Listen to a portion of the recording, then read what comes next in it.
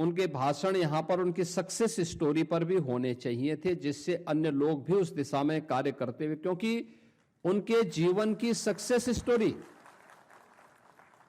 इस पूरी कहानी को एक नई गति दे सकता है, एक नई ऊंचाई दे सकता है। उन्होंने जमीनी धरातल पर, आपने देखा होगा, कसिया मिल्क प्रोड्यूसर, दिव्यांग जनों का मिल्क कलेक्शन का एक प्रोड्यूसर है ग्रामीण क्षेत्र में। अलग विषय है कि कसिया हमारे कृषि मंत्री जी का क्षेत्र रहा है, वो भी उनको नहीं पहचान पा रहे थे।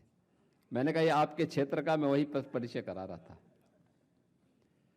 अगर मंच पर उनको उनकी सक्सेस स्टोरी के लिए कि दिव्यांग जनों को थोड़ा सा प्लेटफॉर्म मिले, हमारे अन्नदाता किसानों को, प्रगतिशील किसानों को, एमएसएमई सेक्टर में कार्य करने वाले कारीगर और हस्तशिल्पियों को, सहकारिता के प्रति रुचि रखने वाले हमारे जितने भी उस क्षेत्र के योद्धा हैं, इनको थोड़ा भी हम प्रोत्साहित करें तो एक अच्छी प्रोग्रेस हम कर सकते हैं।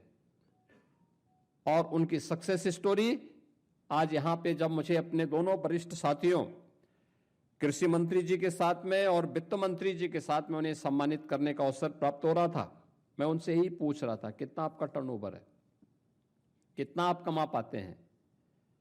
और सभी का बहुत एक अच्छा कार्य उन लोगों ने किया है। हमें इस बारे में थोड़ा ध्यान रखना होगा कि सरकार की नीयत साफ है। आपने देखा होगा, अगर हम पूरे देश के परिप्रेक्ष्य में सोचते हैं, आज भारत दुनिया की तीसरी बड़ी अर्थव्यवस्था के रूप में अपने आप को स्थापित कर रहा है। पहली बार देश के अंदर आजादी के बाद कोऑपरेटिव एक मंत्रालय के रूप में कार्य कर रहा है।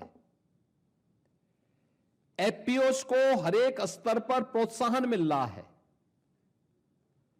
महिला स्वयंसेवी समूह को आपने अभी देखा होगा, इस बार के यूनियन बजट में लखपति दीदी को सी मार्ट के रूप में अब उनके ग्रामीण क्षेत्र में जो भी प्रोडक्ट उनके द्वारा वहां तैयार किया जाता है, उसको मार्केट से लिंक करने के लिए सी मार्ट की स्थापना की जाएगी।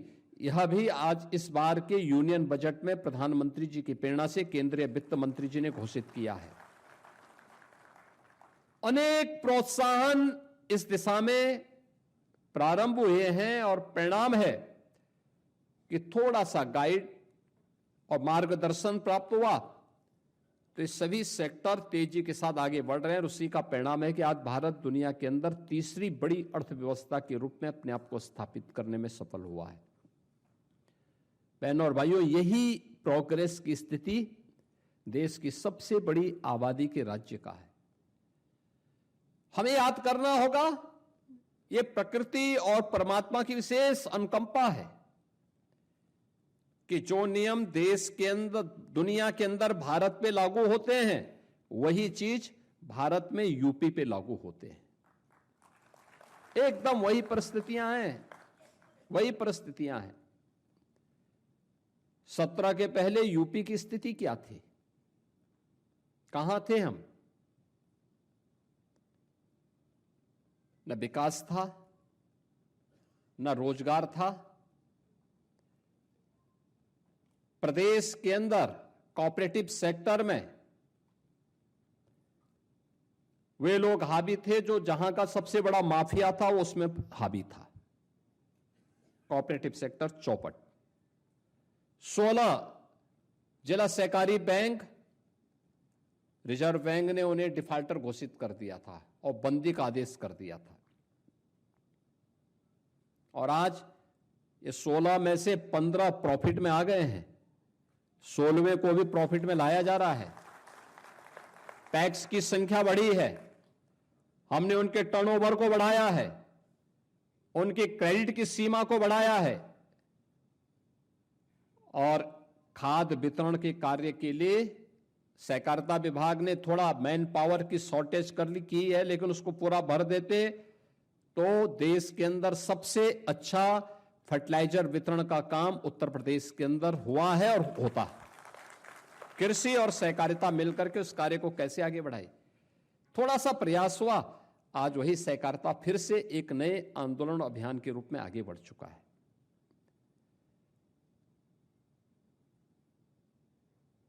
यानी सरकार की नीयत साफ हो तो उसके परिणाम भी स्पष्ट दिखाई देते हैं। एमएसएमई सेक्टर की क्या स्थिति थी? यूपी के अंदर पलायन कर चुके थे, हस्तशिल्पी निराश था, कारीगर हताश था, एमएसएमई सेक्टर बंदी के कगार पर था, वीरानी थी। सरकार ने उसको थोड़ा सा प्रोत्साहन दिया, 1 डिस्ट्रिक्ट 1 प्रोडक्ट के रूप में हमने यूपी के अंदर उसको प्रोत्साहित किया। आज यूपी के अंदर, यूपी देश का पहला राज्य है जो अपने यहां एमएसएमई सेक्टर को 5 लाख रुपए की सुरक्षा बीमा का कवर देता है। 96 लाख एमएसएमई यूनिट यूपी के अंदर कार्य कर रहे हैं। 3 करोड़ परिवार आजीविका के लिए इसी सेक्टर पर निर्भर कर रहा है, क्योंकि यह तब संभव हो पाया जब सरकार ने उसकी ब्रांडिंग की 1 डिस्ट्रिक्ट 1 प्रोडक्ट के रूप में, उसको टेक्नोलॉजी के साथ जोड़ा, उसकी ब्रांडिंग की, मार्केट से जोड़ा, पैकेजिंग के साथ जोड़ा, डिजाइनिंग के साथ जोड़ा। आज परिणाम है हम सबके सामने। इस एक्सपोर्ट के बाद हमारे वित्त मंत्री भी कर रहे थे, कुल 84,000 करोड़ का यहां से यूपी के अंदर कुल एक्सपोर्ट होता था। आज इसकी संख्या बढ़ करके 1,86,000 करोड़ का हो चुका है। पूरे देश के अंदर ये अपने आप में एक ब्रांड बन चुका है। आदरणीय प्रधानमंत्री जी दुनिया के अंदर जाते हैं तो एमएसएमई से जुड़े हुए, 1 डिस्ट्रिक्ट 1 प्रोडक्ट से जुड़े हुए किसी प्रोडक्ट को ही दुनिया के राष्ट्राध्यक्षों को गिफ्ट के रूप में देते हैं। बहनों और भाइयों,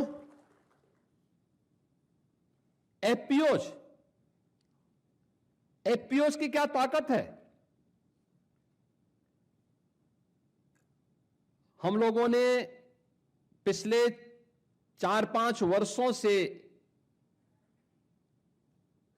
यूपी ट्रेड शो का आयोजन करना प्रारंभ किया है ग्रेटर नोएडा में, और इसमें गत वर्ष में देख रहा था सबसे अच्छा सराहा गया था वो था यूपी के एफपीओज को। यूपी के एफपीओज जितना अच्छा काम कर रहे हैं, अभी मैं बाहर भी प्रदर्शनी लगी हुई थी वो देख रहा था। यानी हर एक सेक्टर में कुछ ना कुछ नया हुआ है, चाहे वह महिला स्वयंसेवी समूह हो, एफपीओज हो, एमएसएमई सेक्टर हो या कोऑपरेटिव का सेक्टर। हर एक सेक्टर की जो संभावनाएं थी उन संभावनाओं को आज एक नई उड़ान मिली है। और हमारा मानना है, अभी मैंने पिछले दिनों स्टेट टेबल बैंकर्स कमेटी की बैठक भी की थी। आज से 8-9 वर्ष पहले यूपी के अंदर जो हमारा क्रेडिट डेबिट रेशियो था, सीडी रेशियो था, यह मात्र 43% था।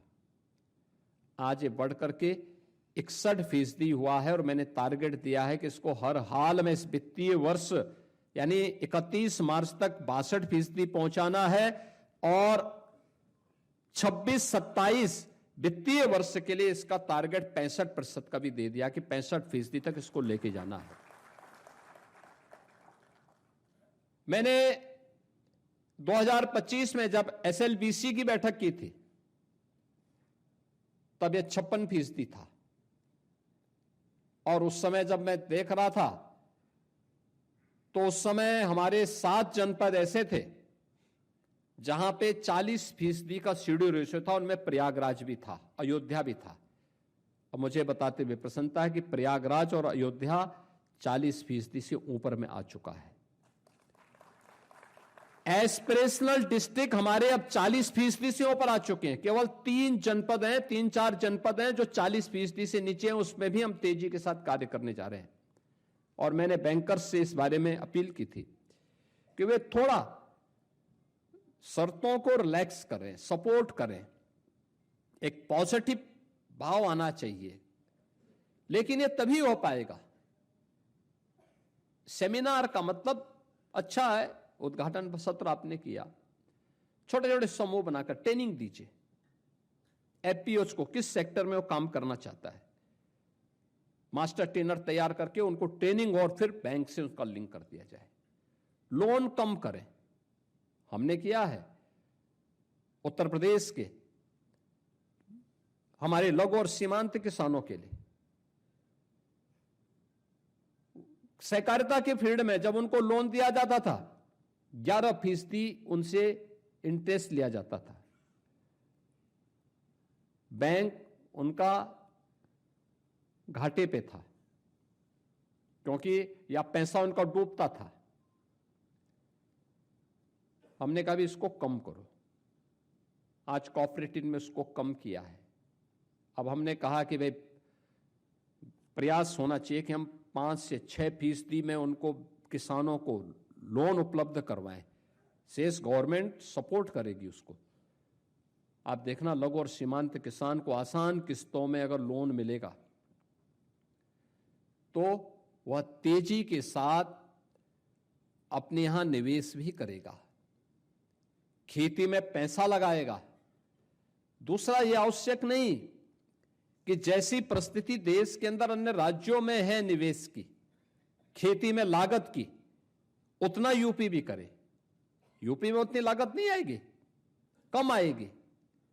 और कृषि मंत्री जी का भी ध्यान में आकर्षित करना चाहूंगा, यूपी में कम आएगी। इसलिए कम आएगी क्योंकि यूपी देश ही नहीं दुनिया का पहला ऐसा क्षेत्र है जहां पर 86% लैंड हमारे पास सिंचित है, सिंचित भूमि है या सिंचाई की बेहतर सुविधा है। सबसे ज्यादा लागत बीज में, सिंचाई में और किसी एक तकनीक को अपनाने में किसान खर्च करता है। इतनी अच्छी फर्टाइल लैंड, अच्छा बीज उपलब्ध करवा दें, समय पे बीज उपलब्ध हो जाए, सिंचाई के साधन हैं, तो उसकी लागत अपने आप ही कम आ जाती है। अन्य जगहों में सिंचाई की लागत ज्यादा है, हमारे यहां तो किसान, ज्यादातर किसान 40% किसान हमारा ऐसा है जो किसान ट्यूबवेल पे निर्भर करता है। 16 लाख ट्यूबवेल ऐसे हैं जो बिजली से चलते हैं, उन सबको हम, उन सभी किसानों को फ्री में बिजली दे रहे हैं। नहरों से होने वाली सिंचाई, यह सिंचाई फ्री में है।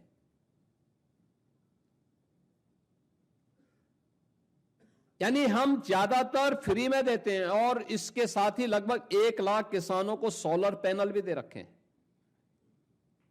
मैंने वित्त मंत्री से कहा है कि भाई प्रयास करना चाहिए कि हम इन सभी किसानों को जो ट्यूबवेल से सिंचाई करते हैं, इनको अगर सोलर पैनल दे दें और सोलर पैनल के माध्यम से कोई एक अच्छी व्यवस्था आगे बढ़ा दें तो उनको भी आसान होगा और गवर्नमेंट को भी आसानी होगी।